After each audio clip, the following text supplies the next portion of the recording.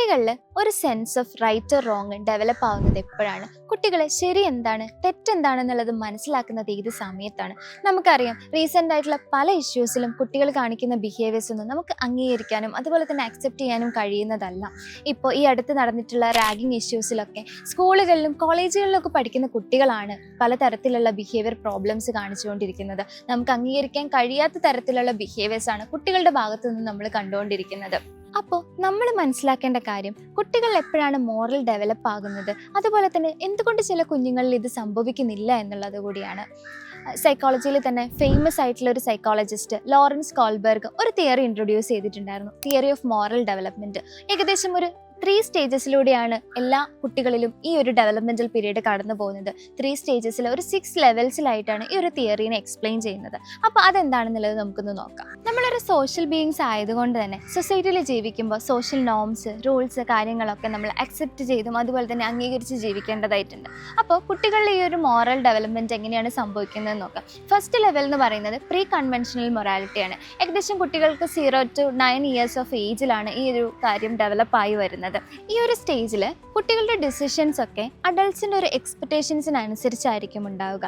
അതുപോലെ തന്നെ റൂൾസ് ഒക്കെ ബ്രേക്ക് ചെയ്താൽ അതിൻ്റെ കോൺസിക്വൻസസ് എന്തായിരിക്കും എന്ന് ചിന്തിച്ചിട്ടായിരിക്കും പല ബിഹേവിയേഴ്സും കുട്ടികൾ കാണിക്കുന്നുണ്ടാവുക.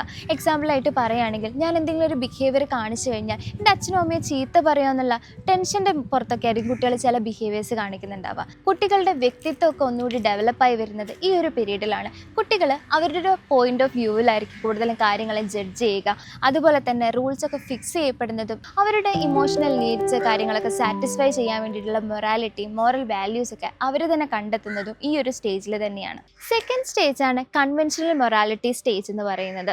ഏർലി അഡോളസെന്റ് ടു അഡൾട്ട്ഹുഡ് ആണ് ഇതിൻ്റെ ഒരു പീരീഡ് എന്ന് പറയുന്നത്.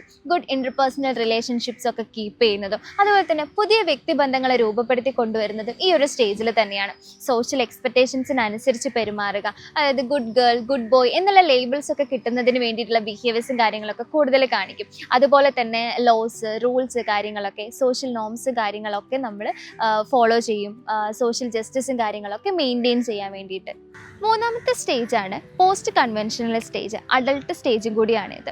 ഈ ഒരു സ്റ്റേജിൽ യൂണിവേഴ്സൽ പ്രിൻസിപ്പിൾസിനെയൊക്കെ അംഗീകരിക്കുകയും സോഷ്യൽ നോംസിനെയും ലോസിനെയൊക്കെ കൃത്യമായിട്ട് മനസ്സിലാക്കുകയും ചെയ്യുന്ന ഒരു ഏജ് കൂടിയാണിത്.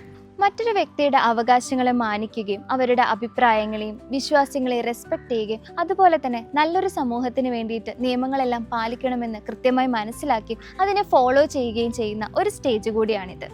അപ്പോൾ ഈ ഒരു മോറൽ ഡെവലപ്മെൻറ്റ് കൃത്യമായിട്ട് നടക്കാത്ത ഒരു വ്യക്തിയുടെ ബിഹേവിയേഴ്സിൽ എന്തൊക്കെ കാര്യങ്ങളാണ് സംഭവിക്കുന്നത് എന്നുള്ളത് ഡീറ്റെയിൽഡ് ആയിട്ട് മറ്റൊരു വീഡിയോയിൽ പറയുന്നതായിരിക്കും.